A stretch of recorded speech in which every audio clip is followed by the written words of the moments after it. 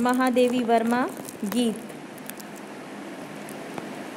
ये गीत जो है, ये गीत सांध्य गीत से लिया गया है, महादेवी की जो रचना है। आइए अर्थ देखते हैं। महादेवी वर्मा जी अपने साधना पथ पर आगे बढ़ते रहना चाहती हैं, इसलिए वो अपने प्राणों को संबोधित करने के लिए कह रही हैं, चिर सजग आँखें उनीदी आज कैसा व्यस्त बाना, जाग तुझको दूर जाना। अचल हिमगिर के हृदय में आज चाहे कंप होले, या प्रलय के आंसुओं में मौन अलसित व्योम रोले। आज पी आलोक को डोले तिमिर की घोर छाया, जाग या विद्युत शिखाओं में निठुर तूफान बोले। पर तुझे है नाश पथ पर चिन्ह अपने छोड़ आना, जाग तुझको दूर जाना।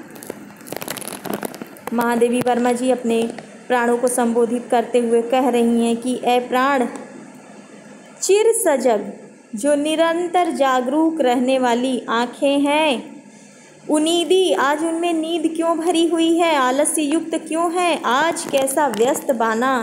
और ये जो तुम्हारा बाना या वेशभूषा है, ये अस्त व्यस्त क्यों है, जाग तुझको दूर जाना। तुम आलस्य को छोड़कर, आलस्य की निद्रा को त्याग दो, क्योंकि तुम्हें बड़ी लंबी दूरी तय करनी है। तुम अपने आलस्य और प्रमाद को छोड़ करके जग जाओ, अभी तुम्हें बड़ी साधना करनी है।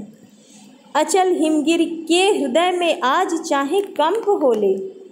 अचल अर्थात हिमालय पर्वत, अचल हिमगिर के हृदय में, हिमाचल पर्वत के हृदय में आज चाहे कंपन हो जाए, या प्रलय के आंसुओं में मौन अलसित व्योम रोले, या फिर आकाश से प्रलय काल की वर्षा होले आंसुओं के रूप में।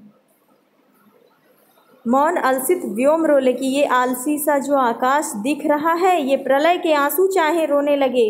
आज पी आलोक को डोले तिमिर की घोर छाया, तिमिर अर्थात अंधकार, या फिर आज अंधकार आलोक मतलब प्रकाश को पी जाए, अर्थात उल्टी स्थिति हो जाए कि अंधेरा प्रकाश को निगलने लग जाए। तो क्या हुआ, जाग या विद्युत शिखाओं में निठुर तूफान बोले, या फिर चमकती और कड़कती बिजली में तूफान बोल रहा हो, अर्थात तूफानी रात हो, बिजली चमक और कड़क रही हो तो भी, पर तुझे नाश पथ पर चिन्ह अपने छोड़ आना।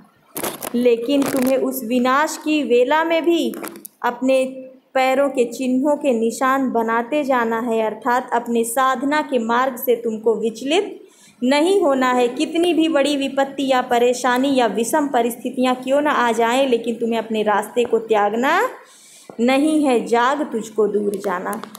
अपने प्राणों को वो संबोधित करते हुए, उद्बोधित करते हुए कहती हैं, ये प्राण तू अब जग जा, क्योंकि तुझे बहुत दूर जाना है। बांध लेंगे क्या तुझे यह मोम के बंधन सजीले, पंथ की बाधा बनेंगे तितलियों के पर रंगीले। आगे महादेवी वर्मा जी कहती हैं कि ऐ प्राण, क्या ये जो मोम के समान पिघल जाने वाले सांसारिक बंधन हैं, पंथ की बाधा बनेंगे, क्या तुम्हारे रास्ते की बाधा बनेंगे, तुम्हारे जो साधना का मार्ग है उससे क्या तुम्हें विचलित कर देंगे। तितलियों के पर रंगीले, क्या तितलियों के रंगीन पंखों के समान ये जो सांसारिक आकर्षण है, ये तुम्हारे रास्ते का कांटा बन जाएंगे। विश्व का क्रंदन भुला देगी मधुप की मधुर गुनगुन, क्या डुबा देंगे तुझे यह फूल के दल ओस गीले। या फिर ये बताओ कि विश्व का क्रंदन जो संसार का करुणा है भुला देगी मधुप की मधुर गुनगुन। मधुप अर्थात भौरों की ये जो गुनगुनाहट होती है, जो मीठी मीठी सी लगती है, ये क्या संसार के करुण क्रंदन को सुनने से तुम्हें रोक देंगी, अर्थात भौरों की मीठी गूंज में क्या तुम्हें संसार की करुणा और दुख सुनाई नहीं देगा। क्या डुबा देंगे तुझे यह फूल के दल ओस गीले।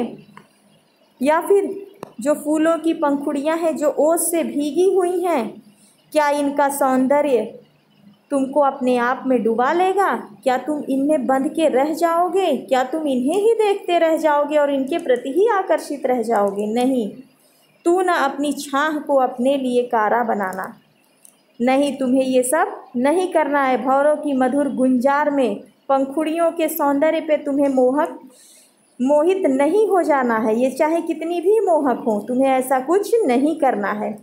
तुम जो अपनी छाया है, परछाई है, उसको अपने लिए बंधन मत बनाना। सांसारिक आकर्षणों में तुम बंधना मत। इन माया जाल में बंधकर तुम अपने लक्ष्य को मत भूलना, क्योंकि तुम्हें इस संसार से भी आगे की यात्रा तय करनी है।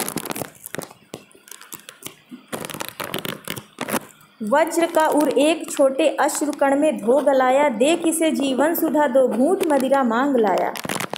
आगे महादेवी वर्मा जी कहती हैं कि ये जो साधना का मार्ग है ये बहुत कठिन है। इसमें कई सारे सोपानों को, सीढ़ियों को आगे सोपानों या सीढ़ियों को की दूरी को तय करते हुए आगे लक्ष्य को प्राप्त करने के लिए बढ़ जाना है। इसलिए आलस्य का तुम्हारे लिए कोई काम ही नहीं है। तुम आलस्य के बारे में सोच भी नहीं सकते हो और तुम्हें बहुत दृढ़ निश्चयी होने की आवश्यकता है। कैसे कि ऐ साधक, वज्र का उर, जो तुम्हारा उर अर्थात हृदय है, ये वज्र का बना हुआ अर्थात बहुत कठोर है। कठोर अर्थात दृढ़ निश्चयी है। एक बार जो ठान लेता है सो ठान लेता है। एक छोटे अश्रुकण में धो गलाया कि क्या अगर तुम्हारे जो प्रियजन है वो जरा सा रो धो देते हैं तो क्या तुम उनमें बह जाते हो, उनकी बातों में आ जाते हो। अर्थात कहने का तात्पर्य यह है कि यदि मेरे प्राणों ने अपने साधना पथ पर, अपने लक्ष्य के पथ पर आगे बढ़ने की ठान ली है तो मुझे आगे बढ़ना ही चाहिए। देख इसे जीवन सुधा दो घूंट मदिरा मांग लाया। आगे महादेवी वर्मा जी कहती हैं कि साधना पथ पर आगे बढ़ने का तो तुम दृढ़ निश्चय कर चुके हो, तुम्हारा हृदय इतना दृढ़ निश्चयी है, तो फिर किसी के रोने धोने ने तुम्हें कैसे पिघला दिया। तेरे भीतर तो जो बहुत सारी साहस और शक्तियाँ विद्यमान है, लेकिन तू भावनाओं के आवेग में उठे आंसुओं में गलाकर उसे नष्ट मत करो। ये जो जीवन रूपी अमृत है, जो साहस है तुम्हारे अंदर, उसे तुम कहाँ छोड़ दे रहे हो, अर्थात उसे छोड़ो नहीं। साधना में जीवन को छोड़कर अगर तुम मदिरा के समान आलस्य और प्रमाद वाला जीवन जीना सीखोगे तो तुम्हारा काम कैसे चलेगा। अपने जीवन के अमृत को, अर्थात जो साधना है वो तुम्हारे जीवन का अमृत है, और ये जो सांसारिक आकर्षण है ये मदिरा के समान है जो तुम्हें अपने आगोश में लेकर के सुला देना चाहती हैं, रोक देना चाहती हैं आगे पथ पर बढ़ने से। सो गई आंधी मलय की बात का उपधान ले गया, विश्व का अभिशाप क्या चिरनीद बनकर पास आया। आगे महादेवी वर्मा जी कहती हैं कि ये सारे कार्य जो तुम्हारे योग्य नहीं हैं, तो क्या उत्साह की जो तुम्हारे अंदर आंधी थी वो कौन सी बात का कारण लेकर के रुक गई है। आलस्य की नींद सुलाने के लिए कौन सा अभिशाप तुम्हारे पास आ गया है। ये सांसारिकता, ये मोह बंधन, ये माया, ये सारे आकर्षण के बीच क्या तुम्हारे उत्साह की आंधी फंस कर रह गई है। विश्व का अभिशाप क्या चिरनीद बनकर पास आया, कि ये जो संसार का आकर्षण है ये अभिशाप या श्राप बनकर तुम्हारे पास आया है, जो तुम चिर निद्रा में खो गए हो, आलस्य की नींद में तुम सो गए हो। ये जो तुम्हारा आलस्य है तुम्हारे साधना में जीवन के लिए श्राप बनकर आया है, ये तुम्हारे साधना में जीवन को नष्ट भ्रष्ट कर देगा। अमरता सुख चाहता क्यों मृत्यु को उर में बसाना। आगे महादेवी वर्मा जी कहती हैं कि तुम तो अमरता सुख अर्थात अविनाशी परमात्मा के पुत्र हो, तुम अजर और अमर हो, तो तुम क्यों मृत्यु के चक्र में फंसना चाहते हो। मृत्यु तो तुम्हारे लिए है ही नहीं, क्योंकि आत्मा मरती नहीं है। इसलिए ऐ आत्मा, तुम साधना पथ पर आगे बढ़ने के लिए आलस्य में मत फंसो, तुम रुको मत, अज्ञानता की नींद से जाग जाओ, क्योंकि जो ये साधना है, आध्यात्मिकता का मार्ग है, ये बहुत ही लंबा है और ये तुझको दूर जाना, इसे तुम्हें तय करना है, इस दूरी को। अंतिम पद्यांश देखते हैं। कह न ठंडी सांस में अब भूल व जलती कहानी, आग हो उर में तभी दृग में सजेगा आज पानी। हार भी तेरी बनेगी मानिनी जय की पताका, राख छड़िक पतंग की है अमर दीपक निशानी। है तुझे अंगार शैया पर मृदुल कलियां बिछाना, जाग तुझको दूर जाना। आगे महादेवी वर्मा जी कहती हैं कि मनुष्य की जो आत्मा है वो साधना पथ पर निरंतर बढ़ती रहनी चाहिए, और इसी को जगाने के लिए वो आत्मबल को जगाने के लिए आह्वान करती हैं। वो कहती हैं कि मनुष्य जब अपने उद्देश्य की साधना में लगता है तो उसके सामने अकर्मण्यता और आलस्य जो हैं वो शत्रु बनकर आ जाते हैं, खड़े हो जाते हैं। उसका जो आलस्य है वो उसे कार्य करने से रोकता है। तो महादेवी वर्मा जी चाहती हैं कि साधना पथ पर यदि किसी की आत्मा बढ़ रही है तो उसे प्रेरणा दी जानी चाहिए, वो रुके ना। कहती हैं महादेवी वर्मा जी, कहना ठंडी सांस में अभूल व जलती कहानी, कि जो जलती हुई कहानी थी जीवन की, जो दुखों से भरा जीवन था, वो जो कहानियाँ बनी हुई हैं अब उनको दोहराने से कोई फ़ायदा नहीं है। अर्थात जीवन में दुख भी आता है, परिस्थितियाँ बहुत विपरीत प्रहार करती हैं, लेकिन मनुष्य को क्या करना चाहिए? बार बार उन्हीं कहानी को दोहराना नहीं चाहिए। आग हो उर्मे, अपने हृदय में आग हो, ललक हो किसी काम करने की। जब तक तुम्हारे हृदय में किसी काम को करने का उत्साह नहीं होगा, आग नहीं जलेगी तुम्हारे हृदय में लक्ष्य के प्रति, तो तुम आगे कैसे बढ़ोगे? तभी दृग में सजेगा आज पानी, कि जब हृदय में आग नहीं होगी तब तक मनुष्य की जो आँख से आंसू टपकता है उसका कोई मोल नहीं होगा। और इस आंसुओं का मोल तभी होगा जब वो आँखों में सजा हो, लेकिन हृदय में लक्ष्य को प्राप्त करने की आग भी जलती रहे। और हृदय की यह आग ही मनुष्य को कठिन साधना के लिए प्रेरित करती है, परमात्मा को पाने का साधन बनती है। आगे कवित्री कहती हैं, हार भी तेरी बनेगी माननी जाएगी पताका, कि यदि रास्ते पर चल रहे हो, तुम अपने उद्देश्य को प्राप्त करने के लिए आगे बढ़ते ही जा रहे हो, और ऐसा करने में यदि तुम असफल भी हो जाते हो तो भी तुम्हारी असफलता तुम्हारी विजय की कहानी लिखेगी। अर्थात रास्ते पर संघर्ष करते हुए मिट जाना ये किसी भी विजय की कहानी से कम नहीं होता है। कम से कम आलस्य में हम जो बैठे हैं उससे तो बेहतर है कि हम अपने मार्ग पर आगे बढ़ें। सफलता मिले ना मिले वो तो अलग की बात है, लेकिन हम संघर्ष तो कर रहे हैं, आगे तो बढ़ रहे हैं, उससे पीछे तो नहीं हट रहे।